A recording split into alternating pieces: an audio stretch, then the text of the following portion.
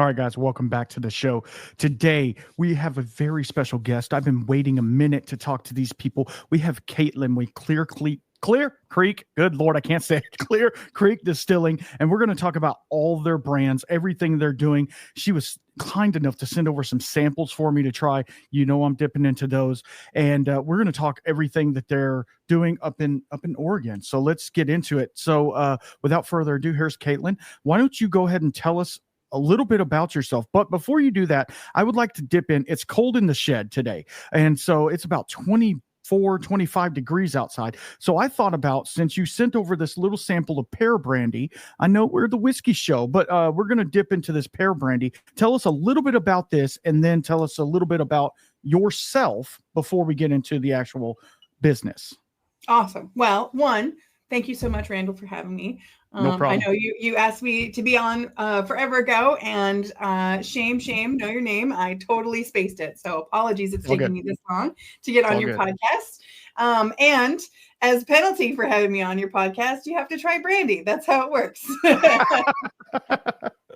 Torturing one whiskey podcaster with brandy 1 week at a time. That's my slogan. Absolutely. I love it. So I had to send you a little bit of our pear brandy.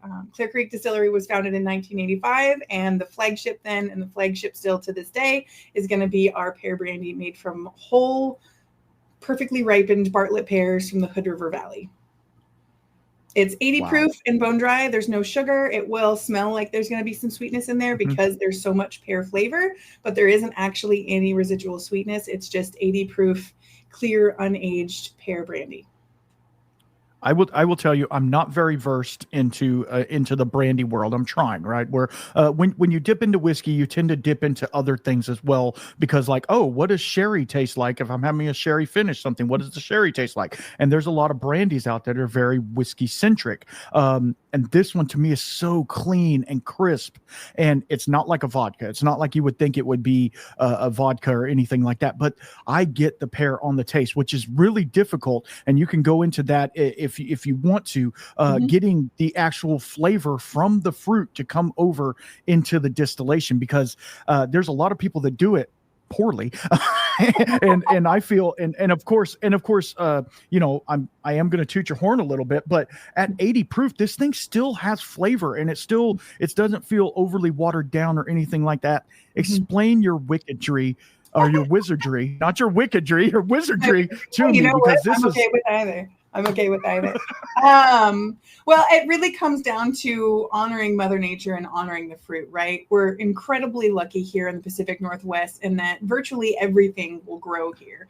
And it just so happens that here in the Hood River Valley, as far as this time in its history, it's mostly Bartlett pears that are grown here. There's a lot of stuff that's grown here, but there's mostly Bartlett pears. And so our proximity to these wonderful Bartlett pears certainly helps, because we're about 5 minutes away from where we get our pears, and the distillery is literally nestled in and around a bunch of family-owned orchards here in Hood River. So that helps a lot. And we're also ripening those pears in-house. So Bartlett pears don't actually ripen on the tree for a number of reasons. One, if they were to ripen on the tree, they'd be so fragile you wouldn't be able to ship them even a mile down the street before they would be ruined from oxidation. So that's kind of the primary reason that they didn't ripen on a tree.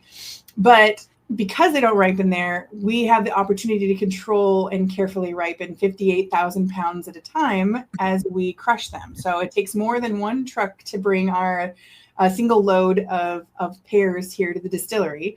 And then in 7 days, with carefully controlled temperature and humidity, all of those bins, all 52 of those fruit bins in the distillery ripen at the same time. So they turn from green pear-shaped pieces of wood to bright yellow, super soft, super sweet, richly flavored and aromatic Bartlett pears. And really from there, we're just getting out of their way. So we do pitch a proprietary yeast. It's nothing crazy, just a simple, hardworking yeast that gets the job done. And then after 2 weeks of fermentation, where we're punching down the cap and making sure that all of the whole fruit and all the material that's in those pears gets constantly worked into the fermentation, where all of those oils can get extracted by the growing amount of alcohol. That fermentation completes, and then we're distilling it on our 60-gallon Arnold Holstein hybrid pot stills. and there's lots of copper contact. So we're reacting out any kind of those sulfur compounds. And so what you're getting on the other side is just this clean, clear, and pure translation of what the flavor and aroma of a Bartlett pear is. When you taste it, for me anyways, it's like you're actually taking a bite into a fresh pear. So you get almost that sweetness of the juice, but you also get on the finish that little bit of a bitterness from having bitten through the actual peel of the fruit. So really, it's just us getting out of the way of something that's already perfect. Okay, so a lot of questions just popped in my head, which is amazing because normally my head is just filled with, you know, the little monkey clanging a bell. So it's this is great. So you said a 2-week fermentation, whereas most whiskey distillers, they want hard and fast, you know, like 3 to 5 days. Are you doing that to hopefully get a malolactic fermentation out of that as well? That's just the time that it takes to get them fermented, right? Okay. And we're not interested in trying to rush the process. Right. Realistically, I think we say 2 weeks because it's a really convenient chunk.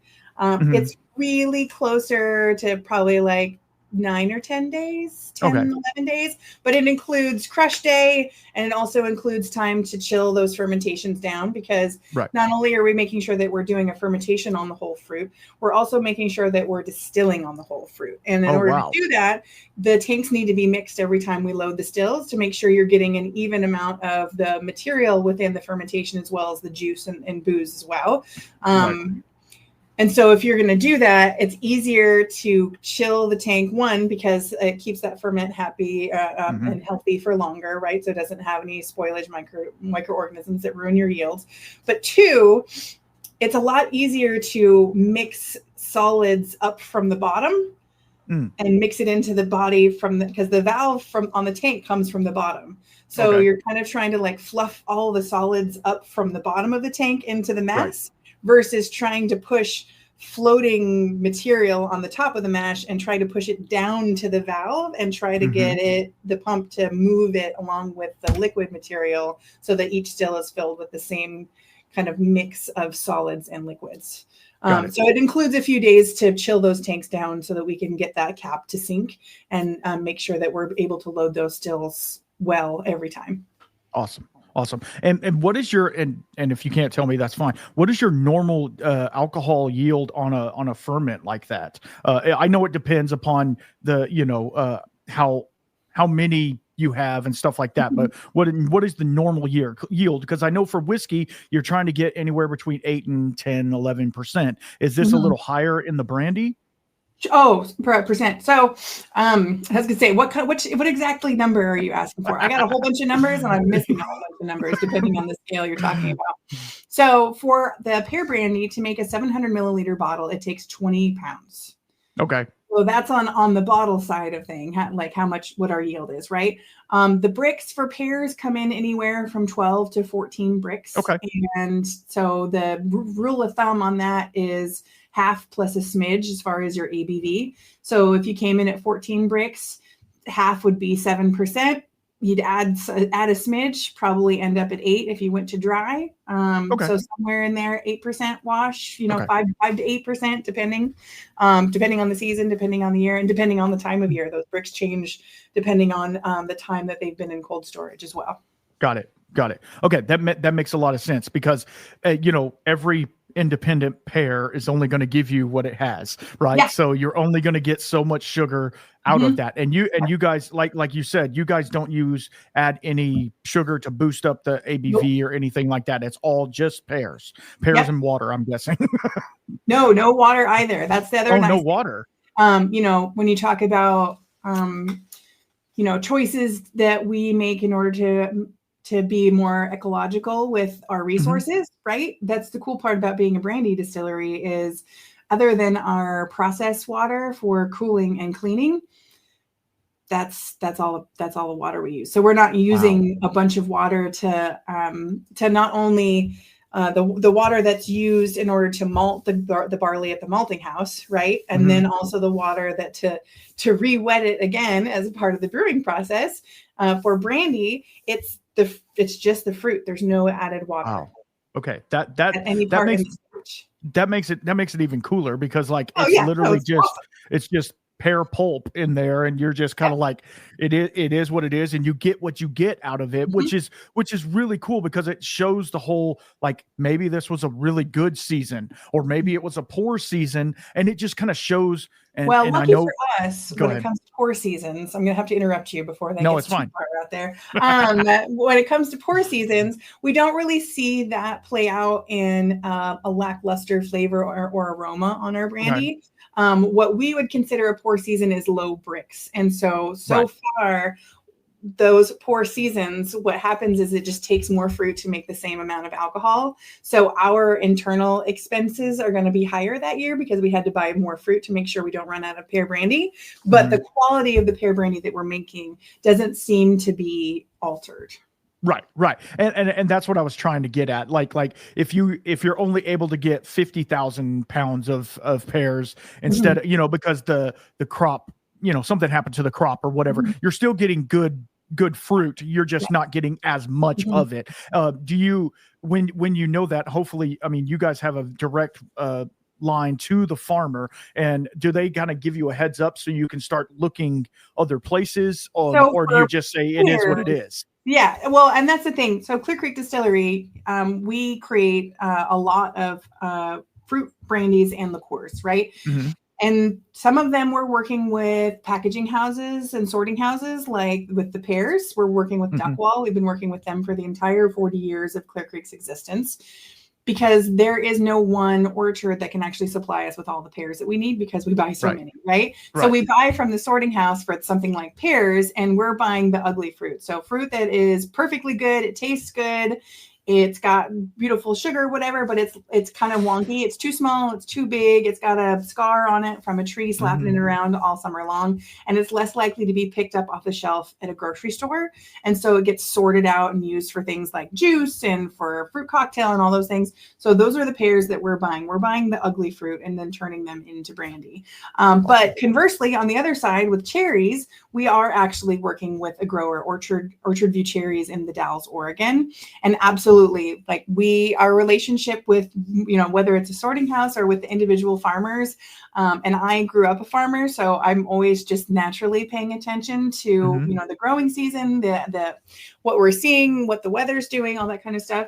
We as a team keep track of that and make sure that we're checking in with our farmer partners, so that we can see what's coming down the road, because especially with cherries, which are a very volatile crop, there has been a couple years in the recent past where we totally got skunked. I mean, I think we were planning on buying, 5 digits worth of fruit, and we got maybe 10% of that. Oh, Lord. Yeah, so decisions have to be made, and we do what we can, right? But and so when the farmers have a great year, Clear Creek's going to have a great year. If the farmers have a sucky year, it's not going to be so great over here either. But it's really awesome to be able to celebrate, the provenance, the terroir of the region throughout those spirits, and also be a representative of our community and the connection to agriculture that we have. Right.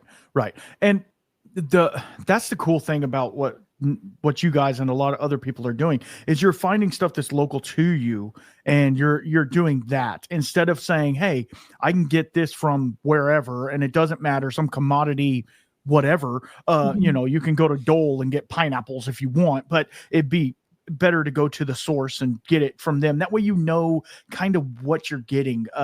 I've talked to so many people that say that's their thing. Like they would rather have a low yield and still have good product and know exactly where it came from and what it's doing, and know the quality of it. Whereas getting one that comes in a little puree bag or something like that you get from the homebrew store or whatever, that's not really gonna suffice for a commercial spirit like this.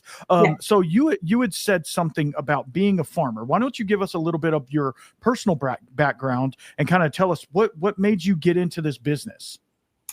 Well, as the as the founder of Clear Creek Distillery, Steve McCarthy would say, I didn't give him an option not to hire me. And as a few other people have said, it seems as though it was a direct line to where I'm sitting before you as far as the choices that I made. But from my perspective, it wasn't quite so direct. At least I don't think so.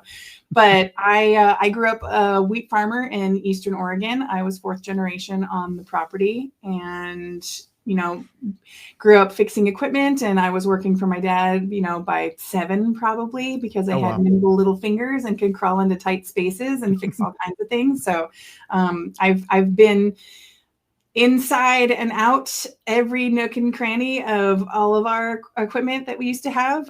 My parents actually needed to sell the ranch and retire in 2020, so we don't have it anymore. But I grew up. I could sit there in my head and I could point out where all the grease zerks on our combine were, because by probably 8 or 9, that was my job for harvest. Right. Dad would wake me up at 4:30 in the morning, and we'd go out, and I would use the air compressor and spray out the all the chaff from the radiator to make sure that the engine didn't overheat. And then while he was fueling up, I'd go through and do all the daily greasing all the way from one side of the combine to the other. And I was driving that thing by 12. So definitely an interesting way to grow up. Super handy skill set that I have. I definitely, I know my title now is Master Distiller, but I'm definitely a farm kid and a jack of all trades. And the end of that statement is master of none. So I know that you are a plumber yourself, and I don't claim to be a plumber. However, I am a pretty dab hand at being an emergency plumber. Absolutely. I'm less good at being an emergency electrician, but I can at least get things off and safe. And I've been known to be able to rewire a switch or a pump if necessary, but definitely am not wiring it without having being able to copy somebody else's work. But that's the kind of skills that really kind of come in handy when you're running, a 40-year-old craft distillery in the middle of Hood River, Oregon. So it's funny when some of that farm kid stuff really, really comes out, and when it's really handy to have in my back pocket. But anyways, my parents wanted me to go to school, so I was fascinated with Food Network and Iron Chef, and thought, well, food science sounds really cool. And so I got my food science degree, and got excited about spirits, mostly irritated about spirits while I was in school, because I couldn't believe how little I knew about them. My parents having started a winery when I was in middle school, and being around wine and beer, I was like, I've got this all figured out. And then when I realized how little I knew about spirits, I was irritating. And so I tried to learn more, but the kind of information that we can get, there was no whiskey podcast, there was no whiskey Discord groups, and there weren't, Brown-Forman didn't have, websites dedicated to all their brands that show you the equipment and the mash bill and the choices that they make and the yeast strains. There's so much more information, and it's been 15 years. So the only way to really get that information was to get a job at a distillery. So I cold called every distillery in the Pacific Northwest in 2010, my spring term of my senior year. And there was 12. And lucky for me, I got hired the day after my last final at Oregon State. So I've been here ever since, through an acquisition and Steve's retirement, and adding on new products and saying goodbye to some old ones. So it's been quite the journey so far. It sounds like it, and you are cut of your own stone, because there is not that many people out there. I'm one of them too. I grew up similar to the way you did, where you just made it work because you had no other choice, right? You just go out there and do it. But that's not the case these days. Everybody with social media and all things that are going on, they're like, oh, I'm going to be an influencer. I'm going to do this. I started this podcast, and I'm sure everybody in the audience is like, oh God, here he goes again. But I started this podcast because I had all this information in my head, and my wife was just like, shut up already. Go talk to somebody else about it. She's all, why don't you start a podcast? And I was like, okay, I'll talk to a screen and see if maybe somebody will listen to that. And come to find out, people like it. So that's so it's really cool. When you say, hey, this is what I want to do, it turned into something.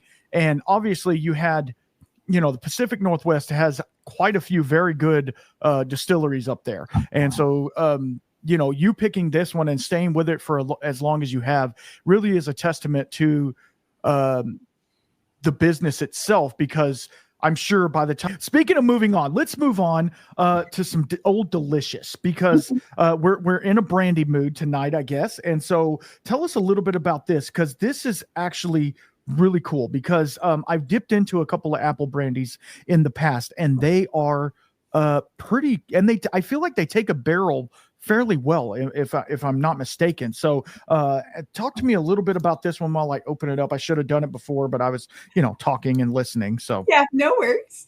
Well, the Old Delicious is a revival of Hood River Distillers' first ever brand. So Hood River Distillers, founded in 1934, 91 years ago, just a few months after the repeal of Prohibition. And they were founded doing the same thing that Clear Creek was founded in 1985 to do, which was turning beautiful fruit into Pacific Northwest fruit brandies. So the first ever brand they had was Old Delicious Apple Brandy.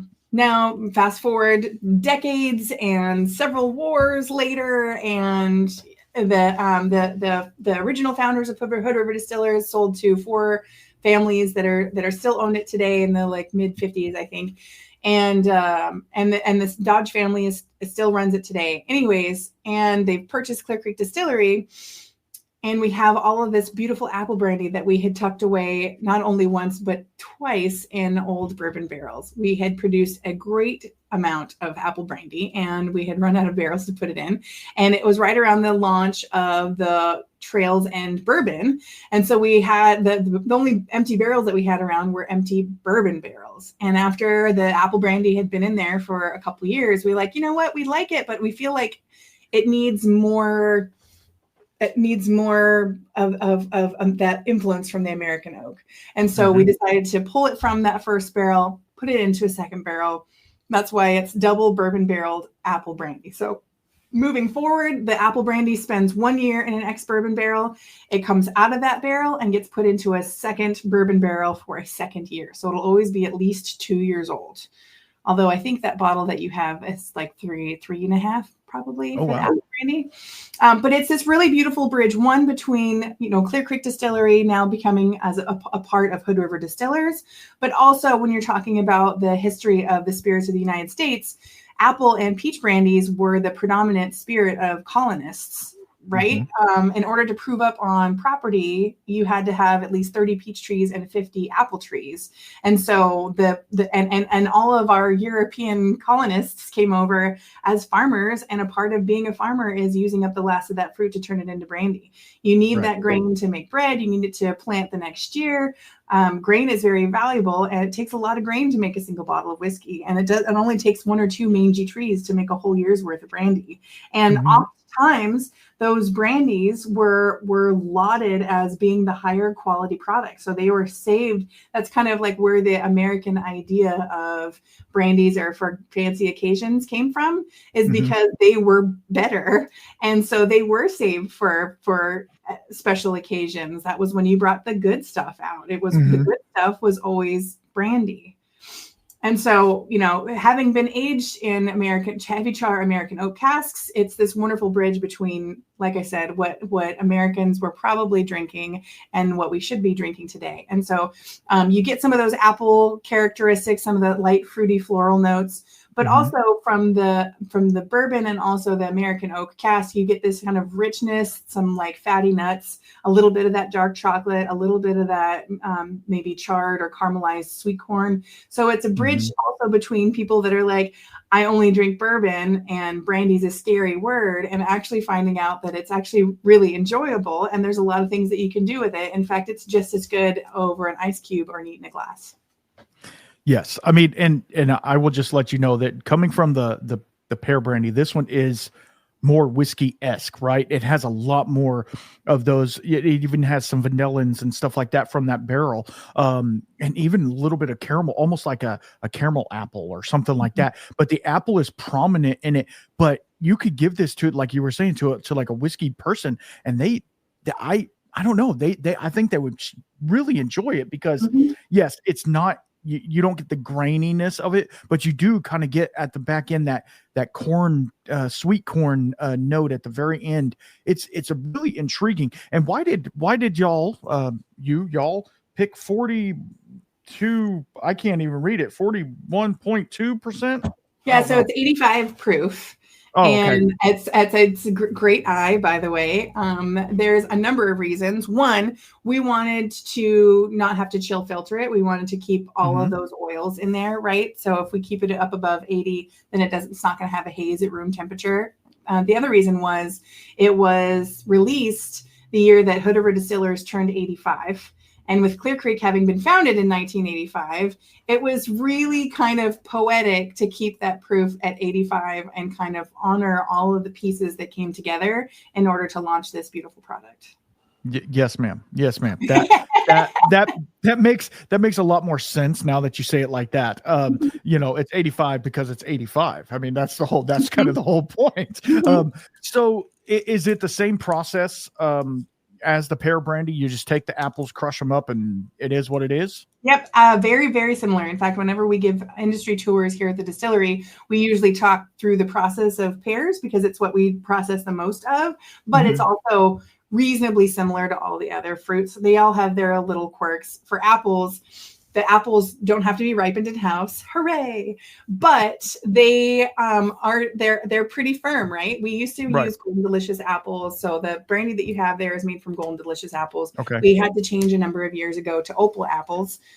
For the consumer, there might be a slight increase in the amount of apple characteristic. And for us, it's we like the brandy that we're making, and it makes just a little bit more brandy per apple. So that was a win for us, this change this time around.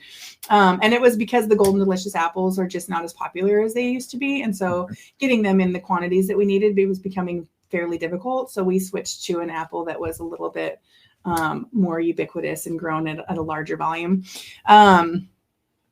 Where was I going? I was going somewhere. You were going somewhere. You were on a tangent, a pretty good tangent too. So yeah, I know that was really good. And I sidetracked myself. It's okay. It's all good. I'll figure out something else that we could talk about. Yeah. So. Apple brandy. Yes. Okay. I remember. All right. Here we go. See, and then you can do a smash cut, and nobody will ever know that I. Yeah, absolutely. I won't. I don't do that.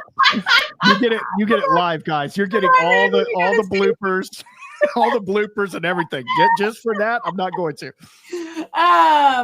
Okay, so the difference between pear mash production and apple mash production, apples are very firm, right? And so we have what's essentially an industrial grater. We've had various versions of this piece of equipment over the years as we've worn them out. The current one uses like an electric motor, and it spins two scary pieces of angle iron, and they scrape and smash the apples across a grater face. Like it does look like a grater that you'd use to make cheese for some sort of horrific dip on Super Bowl Sunday, but massive. And then we use a pump to then pump that whole apple pulp into the tanks for fermentation. And then it takes, because the apples come straight out of cold storage, it does take a couple days for those to warm up and really start kicking off and fermenting. Right. So the fermentations are again that 2 weeks, but mostly because it's the warm up time. Apples will ferment faster than pears, but they come in so cold and they haven't had a week to ripen and come up to 75 degrees. Right. So it takes a little bit more time. But yeah, it's a very, the piece of equipment that breaks those whole apples down, it's very violent. And it tastes like it in the glass. No, I'm joking. Actually, in the glass, it is, again, I hate to use the word smooth because everybody, cringes when you say that. But the viscosity, I guess I'll say, the viscosity of it is really nice. It's coating on the tongue. And then with me, especially when I eat apples, sometimes on the back of my front teeth, I will feel, it feels like almost a little, I don't want to say waxiness, but like it feels like a feeling. And I'm getting that same thing from this, which is, it takes me back to a memory of, a time when you're eating an apple, So that to me is so cool because obviously taste is so subjective, and I could tell you it tastes like, cherry Laffy Taffy, and everybody like, oh, cool, let me grab that, but it doesn't, right? Mm-hmm. So it's all about going back to that memory that you Mhm. have in your head, and each I person love has a different Uh-huh. memory. So it's like, it is so cool that like I taste this, but you might taste something else, and it's totally right. They're both right, because it's whatever you're really subjectively tasting, unless it tastes like crap, and then you're wrong. But Well, and that's the thing, like as the distillers, so Garrett Trotter Ramos and Everett Rubin are two distillers. They're both amazing. But as we go through and we work on sensory and we work on blends together over time, once you've been in the business for a while, you develop that ability to smell and taste things, and then you have built up this vocabulary on how to describe it, right? And there's a reasonable, like, it's not a set in stone vocabulary, but there's some agreed upon like global words that we use as descriptors, right? And sometimes when I'm doing my tasting notes, I will do what I taste and smell, and then I will convert it or translate it into those more basic, recognizable, agreed upon terms to describe an experience, to describe a flavor experience, right? Right. But unfortunately, over time, that does mean that you lose the pictures. That's what I like to say. You lose the pictures. So you lose sometimes when you immediately smell and taste something, and then you're just like snapped back into the last time that flavor or that aroma really imprinted on your brain, right? Because flavors, the part of our brain that processes flavors and aromas is literally the same department that processes memories. And so that's why smell and taste memories are so powerful. So yeah, I regret that I don't get the pictures very often. I celebrate them when I do just get like a flash of exactly where that is. But when I'm teaching any kind of sensory, when your brain gifts you with the pictures, it is telling you all of the tasting notes of that aroma. You just have to spend time in that memory and figure out what was it in that memory that you were smelling, right? So if you smelled a whiskey and you're like, wow, this reminds me of, visiting my grandpa, and he was a woodworker, and he always used to wear an oiled woodworker's apron. And so whenever I would go into the garage or the shed, and this whiskey smells exactly like visiting grandpa when I was little. And it's like, okay, well, what kind of wood was he working with? What kind of leather was that made out of? Did he wear a cologne? Was it spring? Was it summertime because you were visiting your parents in the summertime? What were the wildflowers? Did he just mow the lawn? Was there an empty field of hay nearby? All of those things are part of that smell of that memory. And you can use that picture to then break down that aroma into these generalized words that we've kind of all decided on in order to describe our experience. So the pictures are super helpful. It's an opportunity to kind of dig into that memory a little bit more to find out what you're actually smelling. Right. Touche. That was an amazing rant you went on there. Sorry. And I appreciate it. No, I love it because it's exactly where I go all the time is it's not about what's in the glass. Yes, it is about what's in the glass, but it's also about the memory, the thing. But one thing that you said that kind of, I don't want to say disheartened me, but the fact that you don't really get those very often anymore. Is that just because you are tasting or sampling and blending so much that you don't get that, or is it that I think just after the years, you spend time parsing those smells and aromas out of the memory, and then you just kind of shortcut it, right? And so now you're like, you've built this I smell a thing, I know the word. I smell a thing, I know the word, right? That you don't need the help of the memory, I think, to find that aroma. I still get them. I don't want you to think that I've been robbed of this secret joy of drinking a beautiful spirit. I do get them, but there's some workarounds. I think the other fun thing, I remember when Garrett first started, I warned him that he might be able to walk past a dumpster in the summertime now, and his brain might tell him that smells or that's garbage. But within a couple years, he'd be able to walk by that same dumpster and describe what's in it and give essentially tasting notes on the dumpster. And he came back later and was like, I hate that you were right. But, the three of us, we can walk through, and then I'm going to assume this is the same for all distillers, right? We don't smell better than the average bear, but we are trained to pay attention to what our nose tells us very, very closely. That's the only difference. So we have this vocabulary connection that's just automatic now with our nose.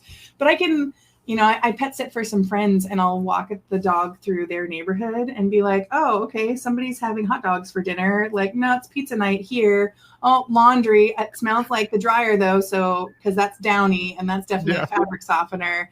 Like, you can go through you can walk through a community and figure out what everybody's evening is based on the smells that are coming out of their house, which is kind of a really fun connection, I guess. I find a lot of joy in it. I mean, I got out of my house over the weekend, and I was on my way to the gym, and I just was like, somebody's having French toast, and now I'm hungry. Thanks. And who knows if anybody in the community could even smell it outside of the house. But I immediately was like, it's not pancakes. It's definitely French toast. It's French toast for sure. For sure. That is so awesome. I love that. Yeah. Okay, so you said something earlier, and correct me if I'm wrong. You said that you were the master distiller. Do you consider yourself a master distiller? I know that might be a loaded question, but it does. I do, but this is my hang up on it, right? I have, I started on the packaging line. I've been in this business for 15 years, which is a long time, but at the same time, it's not that long of a time. And there are amazing people that have a lot more experience and knowledge than I do, and they're not master distillers. And so part of me is like, well, I'm some dumb, young, dumb, Susie come lately and no master distiller. But at the same turn of events, I should and want to be proud of the hard work that I put into myself and the brand and the career that I have.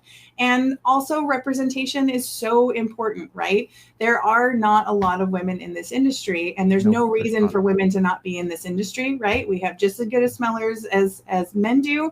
And, I've pretty much every knuckle on my hands has got scar tissue from wrenching on old equipment, right? I deserve and have earned my right to be here. And that representation is important. That if this is something that excites you, if this is something that brings you joy and passion, no matter who you are, if I can do it, you can do it. And so, I remind myself that outside of whatever, negative self-talk or shyness or humbleness that I have that makes me a little reticent to write Master Distiller across my chest, that it is okay for me to accept the position that I am and be very proud of it. Absolutely. I that was kind of a loaded question because, there's a lot of people out there that are like, there is no such thing as a master, blah, blah, blah. But I myself am a master, right? I'm a master in my trade, only because they said I was, but it's one, but that's one of the things, right? We never stop learning in everything. I know you probably did something today where you're like, well, crap, if I would have known that, I would have just done it that way. We all continue to learn, but we all, you and I both in different fields, obviously, have put the hard-earned time, energy, money. We've put money back into the business, doing continuing education and all of these things to make us the best in our field, or what we think is the best in our field. And you are 100% correct. Every day is an opportunity to be a little bit better. Absolutely. And you are 100% correct. There are not enough women in the whiskey and spirits industry. And why not? Because I know of a couple of women in the industry, and their nose and palates are absolutely fantastic and amazing, far superior than a lot of the men out there that are sitting there smoking their cigars and stuff like that and saying, oh, this tastes like Jack Daniels, whatever. But like, that's the thing. Like just understanding that, and you can get into that if you want to, and if you don't, I understand.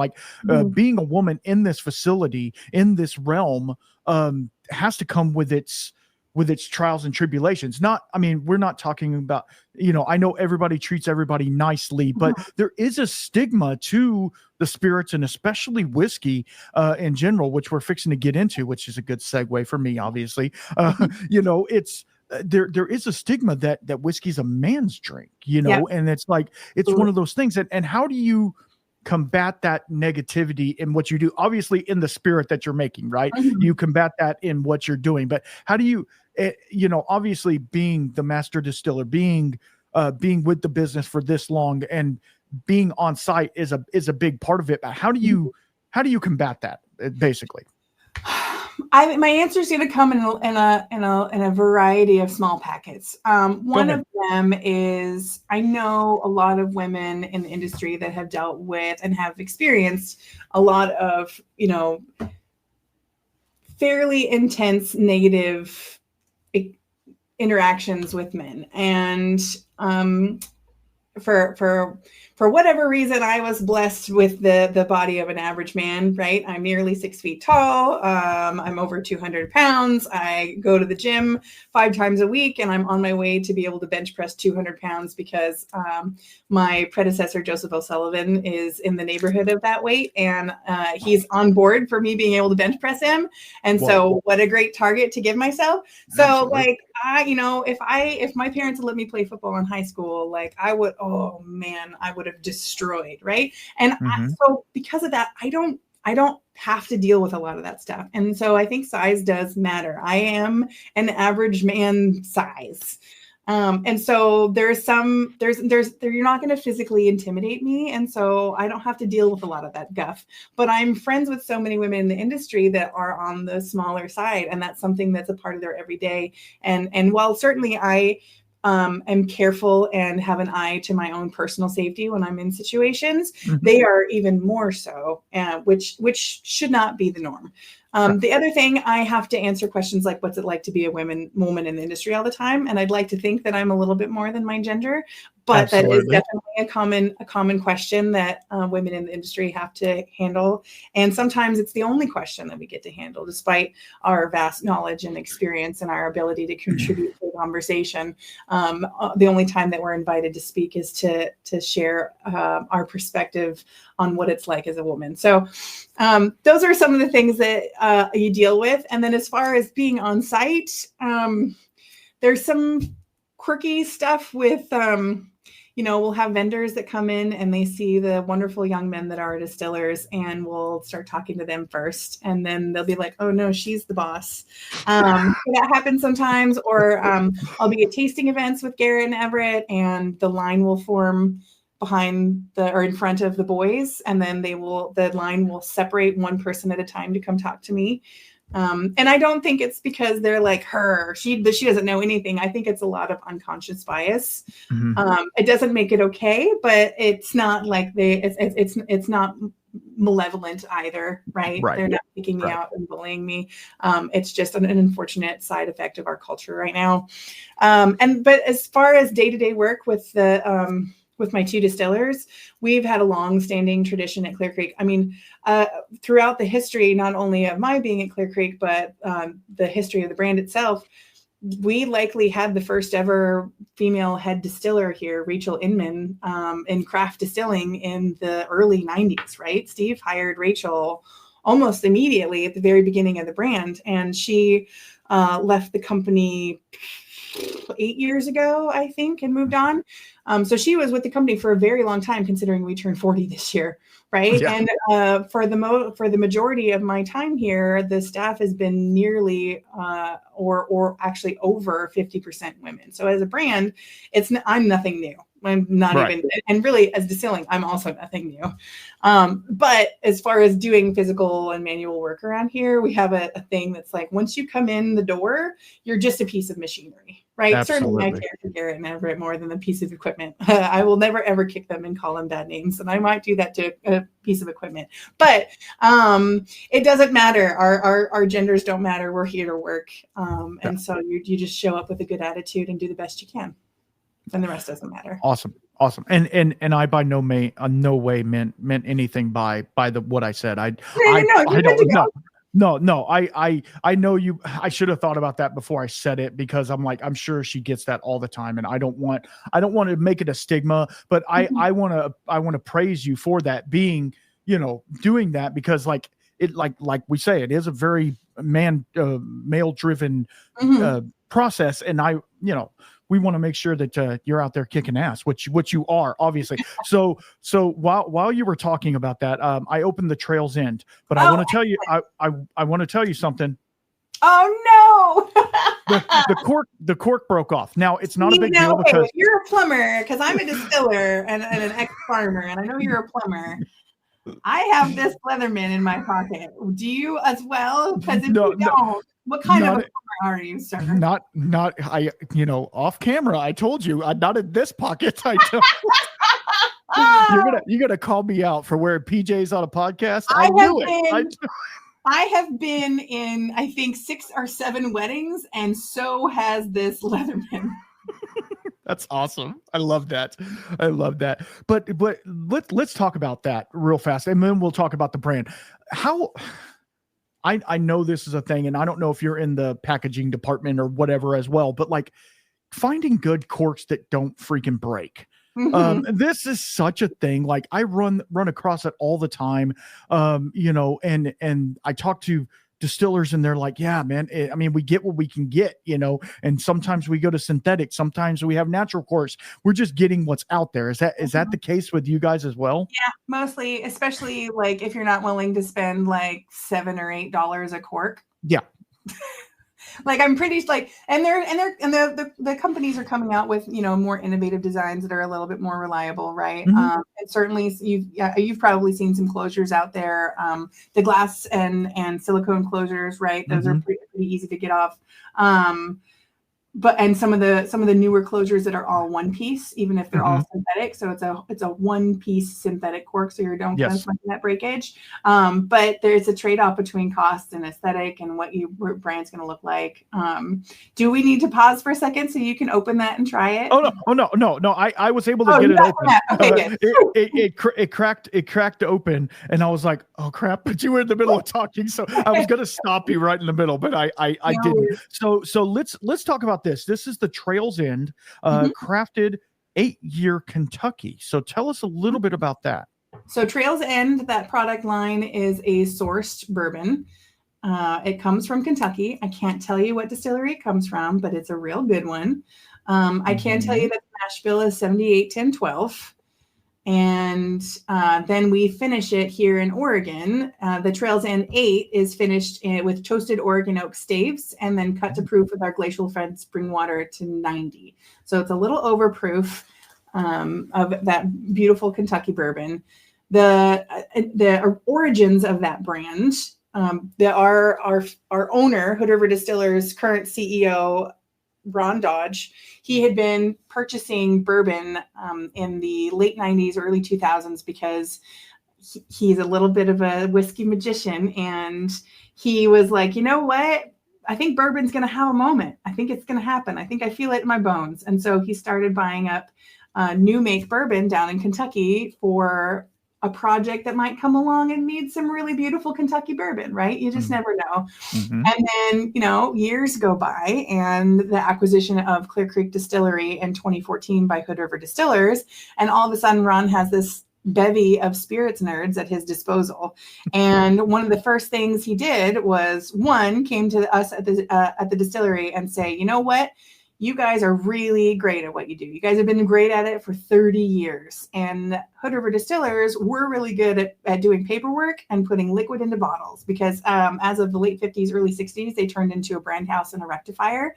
So they buy bulk spirits and blend them into new brands and new fun products, right? But they hadn't been an active distillery for quite some time. And so he's like, this is the deal. We'll do the boring stuff that we're great at, and you guys keep doing the amazing things that you're doing. And we're 10 plus years into that deal, and they have not wavered. Clear Creek Distillery focuses all our time on continuing to make really super awesome things. And we have changed a few of our processes, but it's only because it's what the product needs to continue to be amazing, right? And so he brings us all of this bourbon and he says, all right, nerds, what do you think? And with Clear Creek Distillery being the house built of Oregon oak, because McCarthy's is aged in 100% Oregon oak, the team was like, well, why don't we finish it in Oregon oak and see how that works? And then I was on the stills, and I was like, all right, well, it starts in Kentucky and we're finishing in Oregon oak. Everybody loves the Oregon Trail game. Why don't we call it Trail's End? And they ended up calling it Trail's End. So that's how we got our Trail's End bourbon line. The 8-year that you're trying now is the flagship of that line. We have since released 2 more, one with a red label, also an 8-year bourbon, but instead finished in ex-bourbon casks. So it's the final use of those bourbon casks within our system before I resell them or give them away to local breweries to make sure that those barrels stay in use. So the bourbon comes out, the apple brandy goes in, the apple brandy comes out, the bourbon goes back in. And that's the 8-year apple brandy barrel finished Trail's End. And the final one in that line is the Trail's End 10. So it's a 10-year-old Kentucky bourbon that we're finishing in the whole Oregon oak casks. So that finishing period is a little bit longer, and you're getting some more of those oxidative reactions and flavor development over that finishing with the Trail's End 10. Awesome. Now, I will tell you, it's very typical Kentucky bourbon, right? But tell us kind of, I've had quite a few Oregon oak, finished or fully matured whiskeys. Tell us what what you feel the Oregon oak brings to this whiskey in particular. Well, I would say the first thing that it does is it softens some of the more harsh edges that a bourbon tends to have. So on the nose, there's usually a little bit of a high note that people would find similar to rubbing alcohol. It's not rubbing alcohol, but that's going to be the closest like word to smell that people are going to grasp. So there's usually some of this kind of like really high note of isopropyl. That's almost gone with that finishing with the toasted Oregon oak stave. So just off the bat. And then what's interesting about Oregon oak is that, well, there's a lot of things that are interesting about it, but we don't have to go that deep down the rabbit hole. However, in regards to the flavor and aroma, with heavy char American oak, a lot of times if you're going to get a citrus profile, it's going to lean towards lime. With Oregon oak, it's actually a little bit more like burnt orange peel. And so you get this really nuanced change in the citrus profile of that whiskey from aroma all the way through the palate, where it's not that like sweet lime flavor, but it's an orange lime, which sometimes people will interpret as different citrus fruits, right? That's where it kind of gets into the weeds of being whatever somebody's more familiar with, but it makes it a little bit more of a dynamic citrus profile that you're going to get. And then it also adds a deep kind of rich, more fermented vanilla characteristic on both the aroma and the palate. And the last thing is it adds a little bit of those kind of roasty, toasty nuts. It adds a little bit of body to that spirit. And so in doing that, the finish actually is extended pretty substantially. And some of that bitterness from those extra caramelized wood sugars in those staves kind of staves off that bitter finish and stretches it out even longer. So we're not trying to flavor these whiskeys. We're just trying to accentuate the what's already in that beautiful whiskey and perpetuate it for as long as we can. That you're right on. And obviously almost like you knew what you were talking about there for a second. Weird, right? But yeah, it's so strange. But like it is, to me, it's in right now, coming off of the, like the apple brandy, it is just an inherent like citrusy, almost, I would say, and don't shoot me for this, almost like a lemon lime soda, like Sprite or something like that. Cause it has a little effervescence on the tongue, which is, I'm really enjoying that as well. And the proof is spot on. It's not punchy. It's not hitting, but it's really the vanillas, the caramels that are there are really nice. I mean, it's just an all around a great bourbon, but then it also has a really great story. And that's part of the reason we make whiskey, right? Is because the story behind it. I mean, you can slap a label. Really competitively priced. I think depending on where you're buying it, it's between like $35 and $45. Okay. Like it's so really approachably priced. Yeah. I mean, you're not bottom shelving it, which is good. I wouldn't want you to, but at the same time, it's in that price range that everybody kind of goes for, because they're like, everybody always asks me, being the whiskey guy, like, what whiskey would you recommend? And I'm like, well, it kind of depends upon your palate and blah, I get way too nerdy on them. And I'm like, you could just say, hey, go pick up this one. it has some unique flavors. It's still bourbon, but it has some unique flavors going in it. I feel like giving this to somebody that wants to venture into a new type of bourbon or something like that. If they're used to the old Kentucky style, this is going to give them just enough outside of that before we get too deep into the woods with the other sample. But this gets them a little bit out of that, but yet it also is still very much a Kentucky bourbon, which is really cool because it's staying true to the actual bourbon profile, just giving it a little bit of extra softening and also adding some citrus and other things in it. It's really amazing. And Oregon oak is pretty prevalent now in the whiskey market. Is that correct? I don't know if I would go so far as to say prevalent. It is a bit of a monster to tame. It is a very big and bold oak, and so you see it used very sparingly. Clear Creek's been using it since the very beginning with McCarthy's. So we are well versed at how to handle it, but it's not something that you can just like chuck something in there and expect it to come out great on the other side, right? You have to watch it really carefully and make sure that that those flavors and aromas are going to match up. And then interestingly, everybody's very used to American oak being a heavy char. With all of our French oak and our Oregon oak barrels here at Clear Creek, they're all medium toast. The only char barrels are the Kentucky bourbon barrels that come in. That's it. And so that also adds, in my mind, a little bit of that riskiness as well. But Oregon oak and French oak, as the tree grows and as the wood structure itself, are actually very similar. So the flavors are very different, but the kind of wood penetration that you can get through the wood grain is similar in that they both have soft tyloses. So as those staves are yard cured, that those tyloses break down a little bit, and so it doesn't require the damaging of the wood grain like the American oak does with that charring process in order to open up the wood pores to get that flow through that toast layer back and forth as the temperatures change through the season. So a lot of fun to work with, but it needs to be used carefully. I love how you dip into the nerdy words there for a second, just enough to like tease everybody. Yeah, we could deep dive on. Oh no, you're not going to scare me away. You might scare the listeners away, but you won't scare me away. I recently did a episode. I don't know if you know Christopher Conrad with Bad Motivator Barrels. He makes smaller Bain Marie style pot with a barrel head. Where he takes staves and puts it in there for home brewers and stuff like that. And we talked about Oregon oak for over 2 hours, so he's very, very well versed in it. But so yeah, it's super cool that you guys are doing that, and you're taking just I hate to call it a basic bourbon, but you know what I mean. You're taking the basic bourbon and just kind of turning it on its head a little bit and saying, no, we're going to do our thing to it. And it's really singing in the glass to me, especially right now. So you guys have underneath your umbrella company, right? You have quite a few brands and also different spirits. Like you talked about liqueurs and stuff like that. Do you want to kind of go into that before we get into the one I've been waiting on?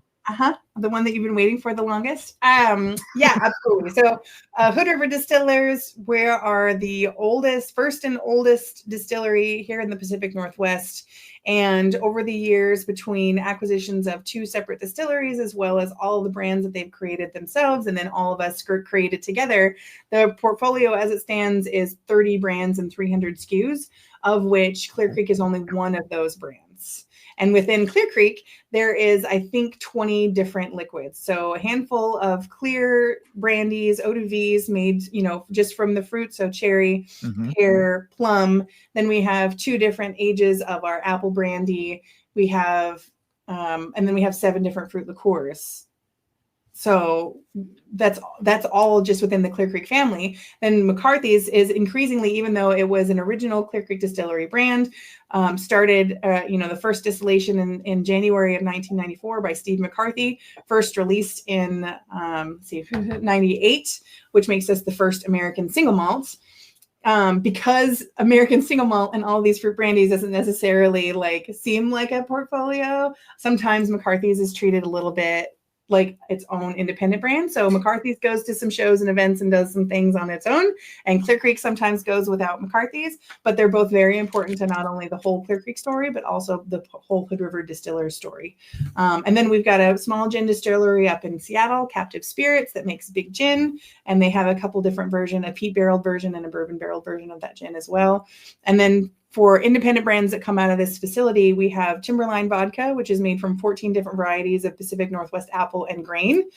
And then the DeGroff, Amaro, and Aperitivo, made in partnership with Dale DeGroff and Ted Bro. And then the Old Delicious, which is what we've tried. And then we have a more value vodka called Lewis and Clark Premium. I'm going to forget one. And then, yeah, we do all of the R&D for the larger company here at the distillery as well. So even if it's not something that the team here at Clear Creek Distillery is going to produce, we are the brain trust for the company. So it'll get developed here before it goes on down to the plant for its full production. Awesome. That is a lot. Like you guys must have a team over there, because like seriously. Absolutely. And to make matters worse, I'm gonna just take 2 seconds to really super blow your mind. So go ahead. We also have a 60+ year relationship with Casa Orendine, which is one of the 4 founding families of the tequila region. And we've been importing their misto for decades. And recently, in the last few years, have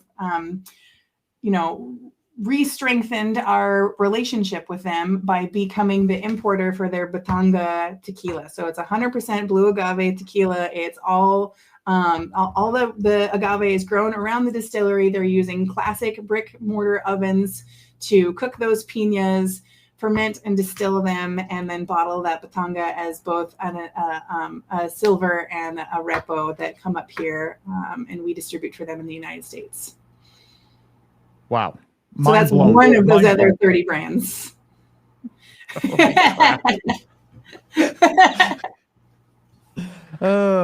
Do y'all sleep? I mean, good Lord. I don't. I assume that nobody else does.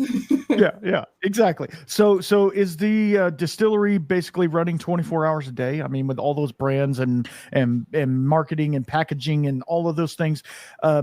Yeah, you must have a team that's just interwoven so much that, man, it's got to be crazy. Just the labeling machine alone has got to be. I mean, absolutely. So we have the bottling plant, the Hood River Distillers bottling plant. I think they bottle and I mean, obviously this is recorded, so technically you're quoting me, right. But I don't.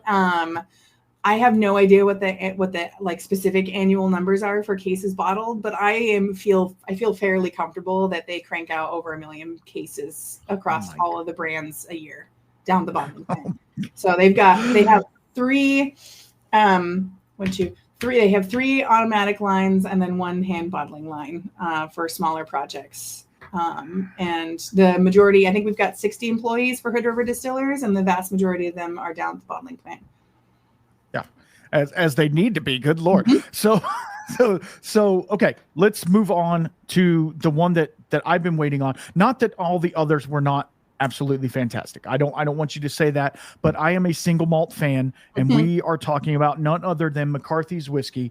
Now, this one is aged 6 years. This one, to me, like, I've had McCarthy's in the past. Who hasn't, right? McCarthy's is a name brand when you're talking about American single malt. But the fact that this is purely in Oregon oak, correct? Correct. Both new and used cooperage in Oregon oak.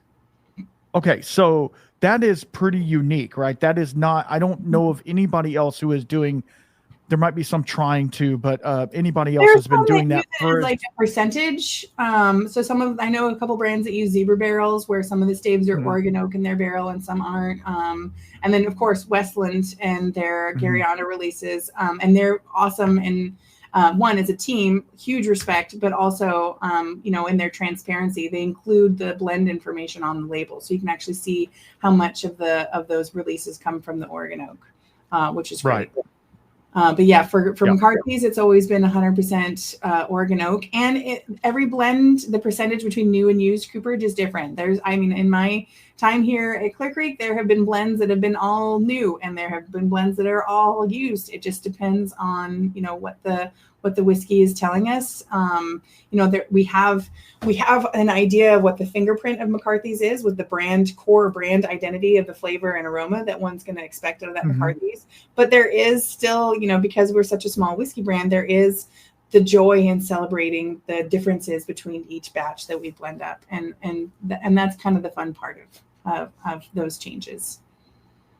Yeah. I mean, and this is, I'm reading. I should have done my research. 100% peated malt. Correct. It's 100% heavily peated malt that we import from Scotland, and then our current brewing partner and has been for quite some time now is Double Mountain Brewing here in Hood River, Oregon, because as the tradition goes with American distilling, many of our brands that are well as bigger than McCarthy's, like Stranahan's, right? They also started with a companion brewery brewing their wash for them. The brewery was next door, and they had a pipe through the wall that went and fed into the wash stills, right? Super cool. So there is there's an awesome tradition within American single malt where you're working with a partner brewery, because it's starting a business is difficult, and starting a business where you have to buy a whole brewery and then also a whole distillery, and then you can't sell anything for 3 to 5 years, like nightmare fuel. And so I love that it has become a thing where people can invest in not only starting a small business, but also invest in their community with working with a brewery partner, right? It's super cool. Plus, there's so many distilleries that even if they did choose to do all of their production in-house, they came they were American brewers. And that's so fun. As one gets to experience more of the distilling world on the global scale, the terminology that we use here in the United States, it's very American brewing centric, right? Yes. Versus the terminology that's used all throughout the UK and stuff. It's very specifically, there's distilling terminology and then there's brewing terminology. There are two different sets of languages. And it's very rare that you come across an American distillery that uses only distilling language. And that's usually because the owners or the distillers got their training overseas, and they built that facility and that brand with a purpose to be a whiskey distillery.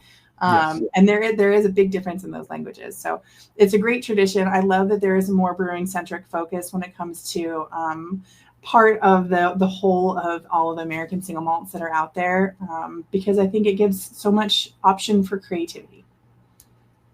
And also, I've talked to many distillers, and they're like, if you don't come from the brewing background, you don't really care so much about fermentation or, the boil after the mash or whatever. You're just trying to get as much sugar as you can so you can distill it over. You're using commodity grain, distiller's malt or whatever you want to call it, throwing it in the still at 15% and making whiskey out of it. Whereas if you're a brewer, that having a high attenuating yeast is going to give you these funky flavors and all of this and blah, blah, blah. That's the fun thing.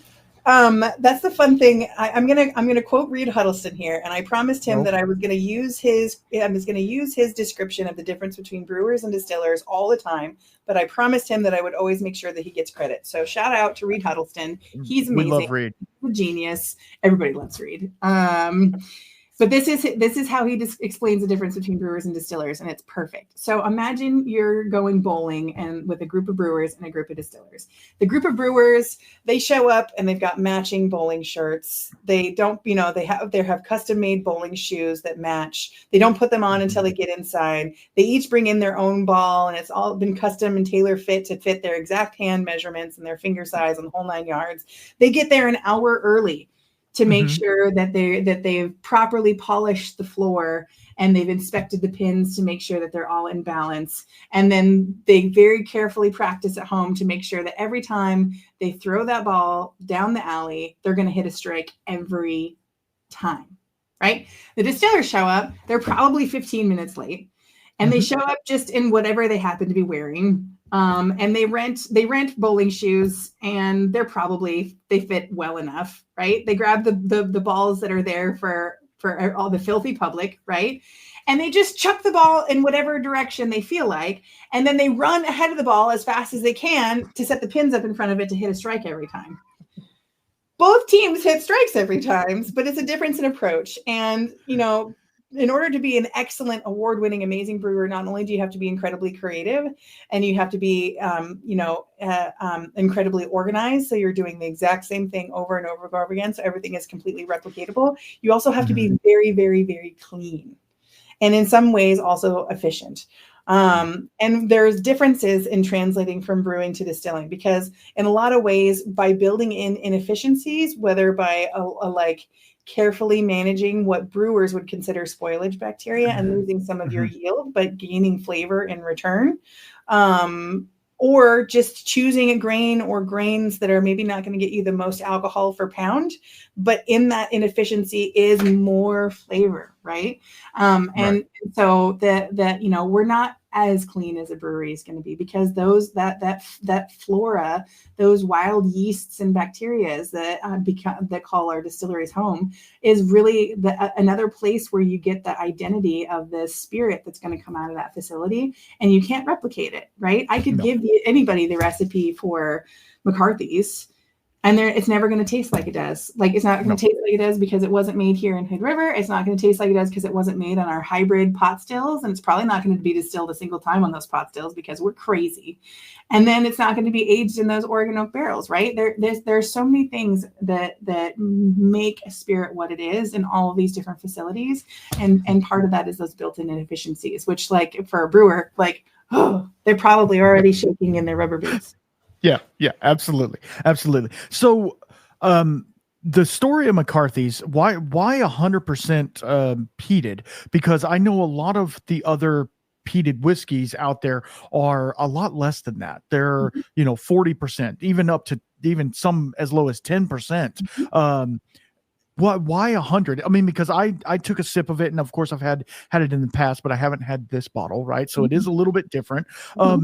And it's not overly peated. It's not like Octomore smoke in your mouth. And it's not like somebody's blowing cigarette smoke in my face or anything like that. It's very subdued and very, very polished and all of the things. Why 100% peated? Was it tried with other, percentages, and 100% was where it needed to land? So there's two big reasons. Okay. So the first reason is because we can. So when Steve, you're going to make me spit. Sorry. Actually, you know what? Fuck it. I'm not sorry. That was awesome. I will never, ever have that kind of timing. At least not on purpose. Anyway, yeah, exactly. So Steve, he was on a trip to Ireland to go hiking with his wife. They were avid adventurers, and he already, he was well into Clear Creek, having, been run. He was, 8 years into its existence. They go on a vacation. And it turns out the weather was too poorly, and they were staying with a friend in Ireland. Turns out this friend is an avid single malt collector. And so his cabin was full of Scottish single malts. And Steve fell in love with Islay style single malts, right? And they are big, smoky, peaty, oily, robust, epic whiskeys. And so he thought to himself, well, I've got this distillery in Portland, and craft brewing means that there is a million craft breweries in Portland, because it was one of the epicenters of the craft brewing movement, certainly in the early 90s. So he's like, well, okay, so there's breweries, there's malt that grows in Oregon, there's peat in Oregon, because of course there's everything grows here. So he's like, wouldn't it be amazing if I could make an Oregon peated single malt with my cutie little distillery? Unfortunately, the craft malt houses in the area weren't willing to take on the project of actually malting that grain, because once you get that smoke into your system, it's pretty much impossible to get out. Yeah. And then every craft beer in Portland would have been smoky and peaty. And so the only option was to get that peated malt from Scotland. The cool thing about McCarthy's is that we break the rules as soon as that malt gets here. And that, we for the Scotch Malt Whiskey Society, we're brewing it offsite. We always work with brewery partners, right? And that's, again, goes back to what apparently we started as a tradition for American single malt producers, right. But also born out of necessity, just like peated malt was, because that was the only heat source that they had, and they had to kiln the barley, and that was how they did. And what's now a tradition was based on necessity. the cool thing is that we're a brandy distillery, and that product was developed in a brandy distillery. And so the cuts that we make on the still are eau de vie cuts. They're a proper tight heads cut and a proper tight tails cut. So we're not bleeding into the tails. So we're excluding some of those phenols, but we're also excluding some of the more some of the flavors that for the uninitiated would be too robust to be palatable. Say, right? Because I do love a smoky peaty, really earthy, old Islay style single malt, but I can also recognize that that's not for everybody, right? So McCarthy's, because not only are we distilling it a single pass on 100% copper hybrid brandy pot stills and taking incredibly tight cuts, what could be an incredibly bombastic amount of flavor in it, it actually ends up being essentially an on-ramp into the category, because it's mellowed by that aging with the Oregon oak.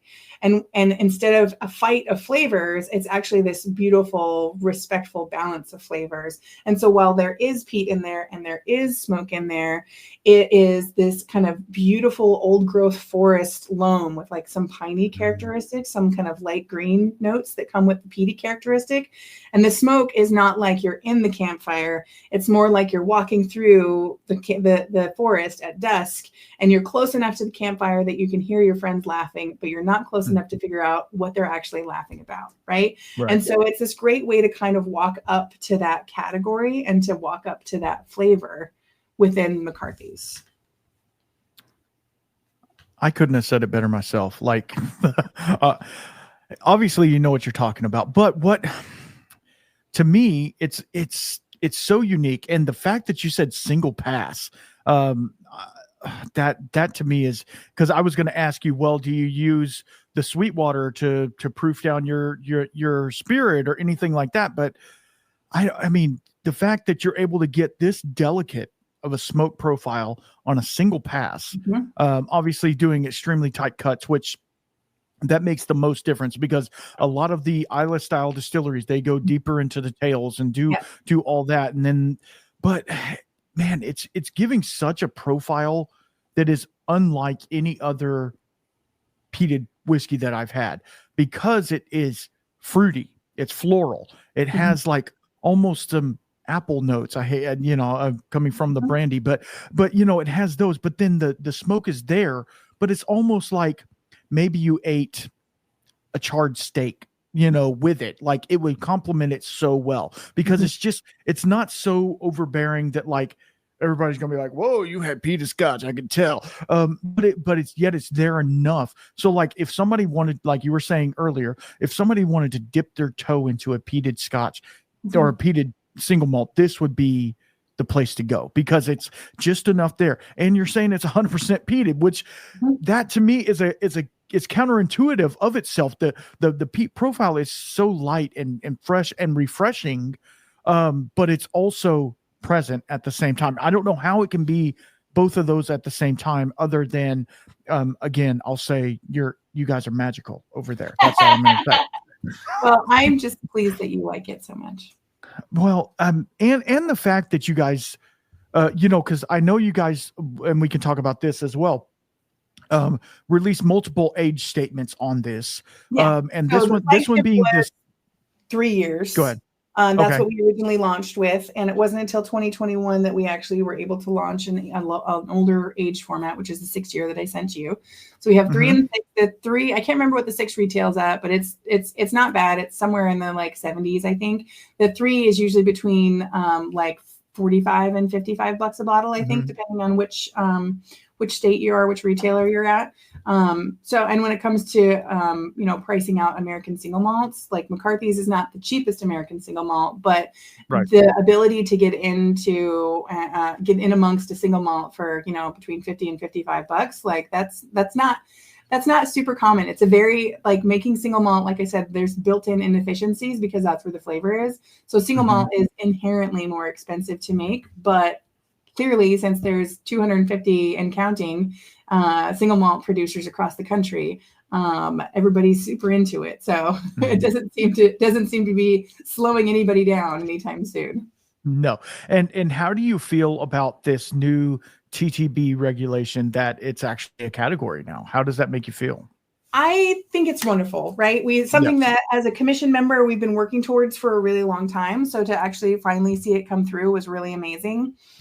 And then, we talked as a group that it wasn't going to be a silver bullet, right? Like I said, there's Right. well over 250 distilleries making single malt. The consumers are already drinking it. So the consumers know it's a thing. The producers Hmm. absolutely know it's a thing.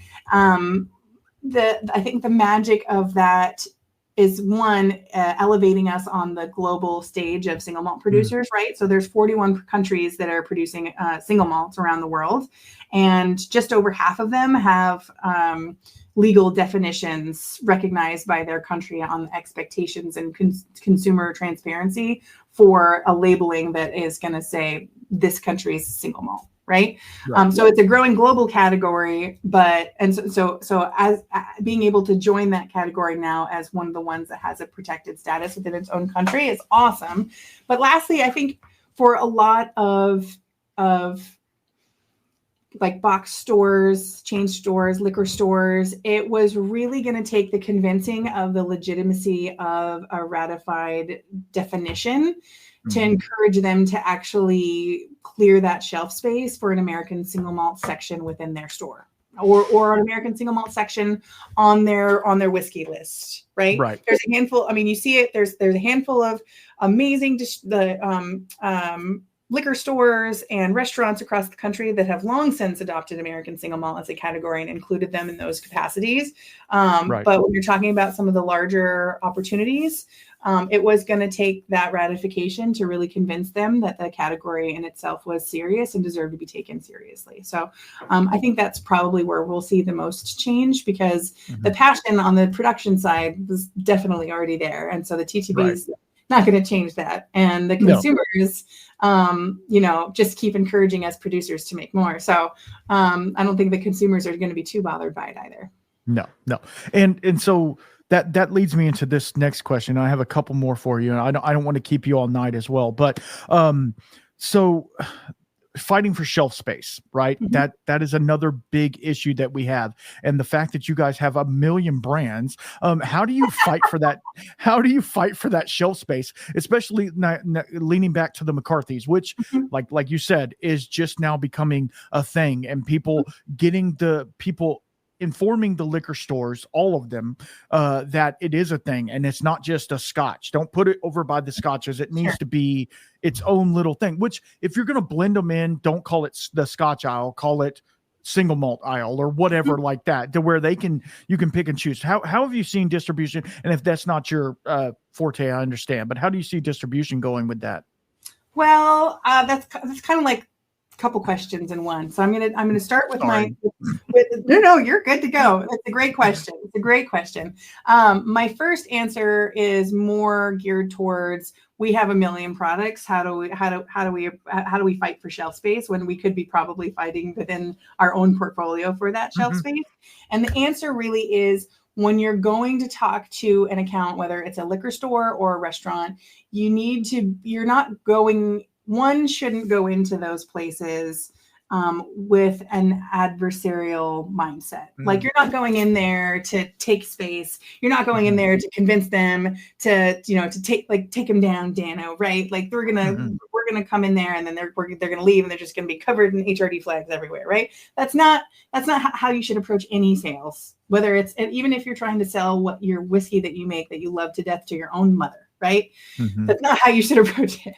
What you should do is, when you're going into any, whether it's a large box store or a small, smaller bottle shop, mom and pop bottle shop, or a restaurant, is spend some time investigating what that business is, what that business does, who their customers are, because their customers are your customers, but maybe those customers don't need what you have.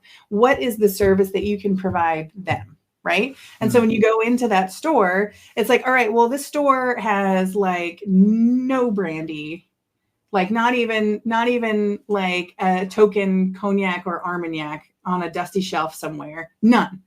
But they have an incredible display of all these like hard to find whiskeys. They had to have a deep catalog in international whiskeys. And then also they have all of these wonderful like aperitivos and amaros and stuff like that, right? Awesome. I'm going to look at my portfolio, the things that I make, and I'm going to be like, okay, they're probably going to be interested in the De Graaf Amaro and Aperitivo. I'm obviously going to be pulling out McCarthy's, and I'm going to probably spend more time on the Oloroso and the PX sherry cask finishes of the 6-year than I am on the 6 and the 3, because this place clearly seems to be interested in the more niche, harder to find things, right? The more interesting stuff. And then from there, I might take a gamble on maybe 1 or 2 other products. But when you're going into those kind of situations, you know, every person has a rich and beautifully tapestried inner and outer life. And I don't know about you, but I've got a lot of other details that I'm trying to keep track of just to survive, right? Absolutely. If you were to throw 10 things at me, try these 10 things. I'm going to tell you all about them, nuts to bolts. And I'm going to tell you all about me. And I'm going to tell you about my brand story. And I'm going to tell you why we're here. And it has nothing to do with them and what they need. They're not going to remember anything you had to say.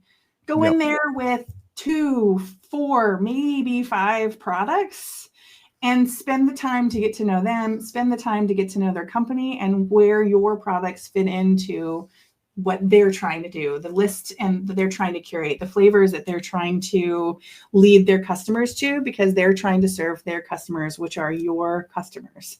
So that's how you take something as big as 300 SKUs across 30 brands, and you spend time with this restaurant and you spend time with this liquor store, and then you go across town and have a drink at this cocktail bar.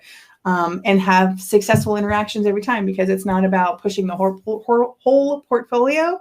It's about getting to know the people and the people behind the business and learning what you can do for them as a producer of products that you find value in. And that is one of the reasons, again, why I started this podcast as well, is to showcase people like yourself who are doing amazing things in the liquor making industry. I'm not even going to say whiskey, the liquor making industry, and showcasing you and your brand and putting a light towards it, because if people see it, they will come, right? They will come to the distillery. They will do the things. If you build it, they will come. All right. So one more question, and hopefully you can go back into your Rolodex on this one. My good buddy, Doug, he did a single barrel pick with you, single malt Frontiers.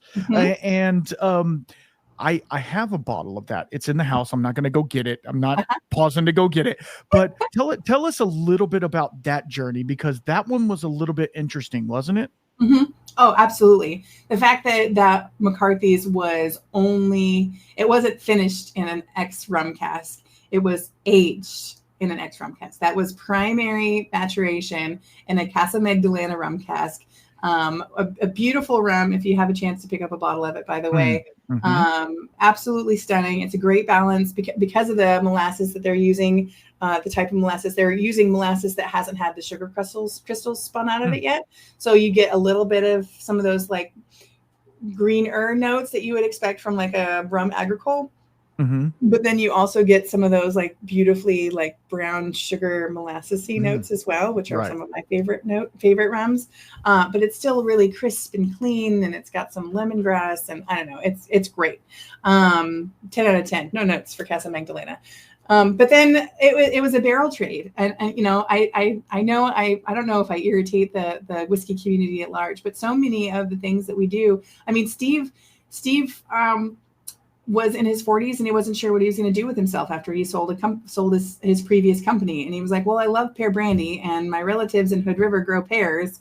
It can't be that hard to start a distillery and make it myself. Why am I trying to figure out how to import it into the United States from Europe? And then started the 3rd craft distillery in the country, right? He fell in love with Isla style whiskey and was like, I can probably, I'll make that in my distillery. So why did we decide to do primary maturation of McCarthy's into rum casks? Well, we traded westward for 2 apple brandy casks because they had a couple of casks. They work with Casa Magdalena and they had some empties, and they called us up and they were like, hey, tradesies? And we were like, yeah, 100%. Absolutely. Let's do that. I did the trade. I drove my CRV. You can fit 3 bourbon barrels in a CRV, by the way. If you put the seats down, you're welcome. Yeah, I drove them across town. We put 2 50-gallon size, 200-liter apple brandy barrels in my car. Drove across the river to Westward and rolled them out. And they threw 2 Casa Magdalena 50-gallon rum casks in my barrel, and I high-fived them. Went on my merry way. What were we going to put in them? McCarthy's. Are we going to put something that's going to go into a blend that we're just about to bottle? Hell no. Put some new stuff in there, right? That stuff is that we need to count on those bottle sales for the stuff that's already in maturation for our flagship whiskey. There's no way we were going to pull stocks out of, and so that's how it happened. There wasn't. I would love to tell you that at some point in time, and there have been a few times where products have been developed because hopes and dreams and fairy tales and things that we'd like to see. And then we kind of craft and move things in that direction. But in so many ways, it's the answer is because we can and because we could, and we had the option to. So did we think, we only had the 2, it was worth a gamble on two barrels of whiskey, and we've sold them both. And it's a really great testament to how, it was the same liquid from the same batch with the same, brought to barrel proof with the same water in 2 sister rum barrels.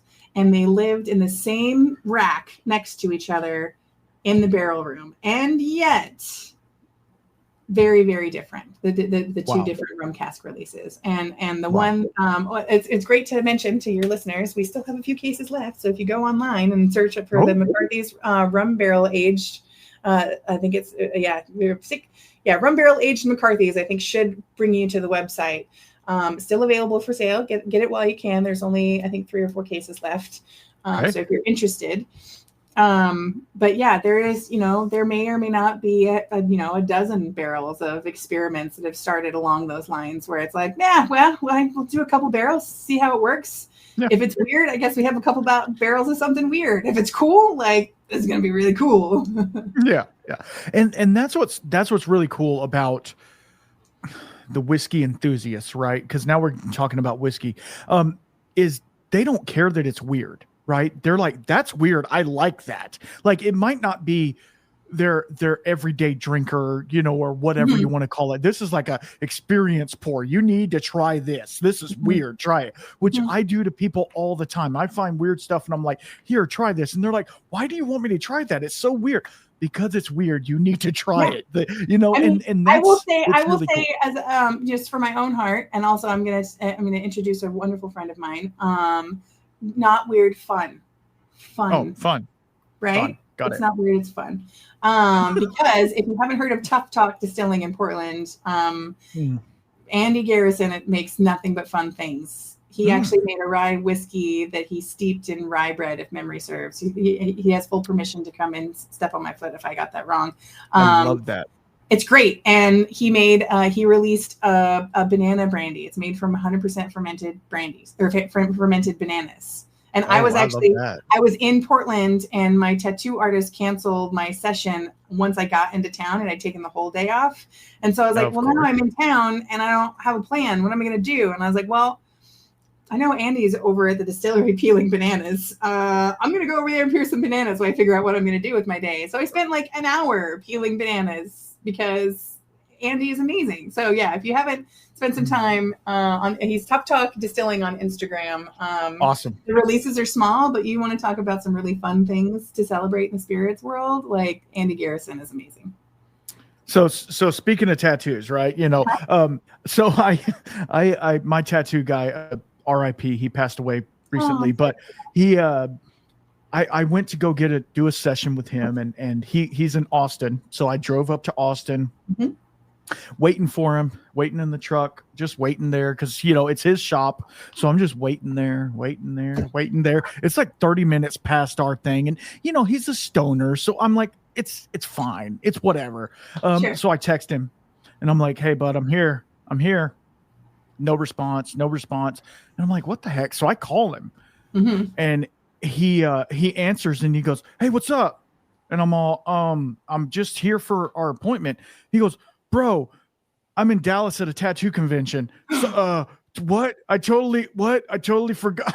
I'm like, oh no. my God. Like it was supposed to be like an 8-hour session as well. Oh, And I'm man. like, you ruined my life, but saved me like $600-700. So that's Yeah. fine. Yeah. We'll make it work. But yeah, no, that was a side quest there. But yeah, no, Been I'm there. like, oh my God, it's so difficult to nail down a tattoo artist, which I don't do that anymore because I got my fill. I have room left. I just, got my fill of it. It hurts too bad. It freaking hurts. I turned into a weenie. Well, my tattoo artist, he was very heavy-handed. He was old school. He had the old school gun, and he just drilled you, and you were just like, oh my God, I hate you. After 6 or 8 hours, you're literally bleeding all over the place. And he's like, you're good to go. He put a paper towel on it, and I walked out the room. It took 2 hours to do. I'm good for a bit. I don't know if I could do the whole hours. 2 hours is plenty. I've had plenty of other injuries. I don't need to prove anything on my pain tolerance. I've gone through a lot being a farm kid. Absolutely. Yeah. But Absolutely. for the art that I have, absolutely worth it. And I'm sure it'll be worth it again someday soon. But yeah, 8 hours. Good Lord. Yeah. No, it was a pain in the butt. But anyway, we're not talking about tattoos. We're talking about whiskey. But that's what I love about talking to you and people like you is the fact that we can go off tangent, come back and take it over again. So McCarthy's as a brand, and I'm gonna cut it off here in a second because I gotta go inside. My wife's fixing to come home and she's gonna yell at me for being in the shed for too long. So just letting you know that. No, I'm joking. I'm joking. Yeah. You're gonna get me in trouble. So why did we pick 100 proof on this whiskey and not say 46 or 112? I mean, is there a specific reason? Is that where it was at its best, or is it just a good round number to where you can add ice or water or whatever you want? Where it was at its best. We do, a big thing. And I find myself saying it a lot, so I'm going to go ahead and say it's a theme when we're talking about the way we handle whiskeys is like we listen to the whiskey, right? So when it comes to the finishes on the trail's end, there isn't a standard SOP for how long it's on the staves or how long it's in the barrel or how long it's in the apple barrel. The whiskey is ready when the whiskey is ready. And sometimes that really infuriates the sales team. And it's a blessing that my boss, Brian Petros, the VP of production, he toes that line. Like we do not bottle something unless it is ready. And he's got my back, which is amazing. Because I understand the pressure he must be under from the sales team. And it's like, we got to get things in the bottle. We've got orders waiting. We do not put anything in the bottle unless it's ready. And the whiskey will tell you when it's ready. So, with proof of that we release things, the sherry cask finishes are a cask strength. Those are in the neighborhood of 112 plus or minus. The 6 years at 100, the Trails End 10 and apple brandy finish, those are both at 105. And it's because we went through and we did, 5 or 10 proof increments of these, bringing them all the way down. We did a blind tasting. So we often, because we're a small crew, we'll do a double blind to make sure that nobody knows what is in each glass. And you go through and taste it and you vote on which one is your favorite. And that's how we find what proof we're going to hit. It's That's just awesome. About listening to the whiskey. Yeah, exactly. And because, I mean, I put myself in this category. So just work with me here. But the whiskey wants to make itself, really. I mean, we're just there to make it happen. Obviously it doesn't have little arms and legs. It can't go in and do and make the thing. So we have to be the facilitator for that. And yeah, I mean, it is so interesting that because there's some people that want the highest proof whiskey that you can get, blah, blah, blah, this hazmat type whiskeys and things like that, which I've tried some that are okay and some that are pretty good and some that are absolutely horrible. So, I mean, it just depends. There is a thing back in the day, and we're talking pre-prohibition and right around prohibition, they went into the barrel at 100 proof. And so it's like, there's a reason they did that because that was the best flavor that they got out of it, and also their yield was pretty good. So I mean, I don't know. It's a great barrel proof because then you have access to the ethanol soluble as well as the water soluble ingredients that are in that wood grain. Yeah. Oh man, this has been so much fun. I can't thank you enough for coming on here and hanging out with Oh, me. of course. I'm sorry it took me so long to get around to it. No. Don't, I feel like since we've got this started, there could possibly be around two. We can go a little deeper into some of these brands. But we've got one 300 things to try. exactly. No, one of the things I wanted to say, you said you were a fan of Isla Scotches. What is one of the brands that you go to that's not you guys' million brands? What is one of the brands you go to, like when you just want to drink, you've had a long day drinking whiskey all day or whatever you do, nobody knows what you do all day, but you just want to have a drink after work or on the weekend or whatever. What is one of the ones that you go to? That's just what I kind of like to ask people, just so I can kind of get a basis of how everybody's feeling out there. I know I don't have a go-to, I think, at this point in time, right? I'm steadily working on my American single malt collection at home, right? So there's a lot of really great friends that I have at home, and I don't want to name them because they're all my friends, and so if I forget somebody, it's like trying to name the seven dwarves, right? Yes, and you're always going to absolutely. forget one of them. But I'm very fortunate to have more than seven. But yeah, no, I love American single malts. They're great. I have in my collection things, from the Northeast. I have things from Louisiana, from the Southeast, from Central Mass, Center Mass, the whole gambit. And I love them all for different reasons. I mostly, whenever I'm out at restaurants, I'm just trying to try things new because there's always something new to try, right? And I don't want to always call for the same thing and miss out on an opportunity to try something new. So I think the last new one that I tried, I had an Oban like 12, I want to say. And it was fantastic. Absolutely phenomenal. So like, would I order it again? Absolutely. But to be honest, if there was something else on the menu, I'd probably try something new, right? Yeah.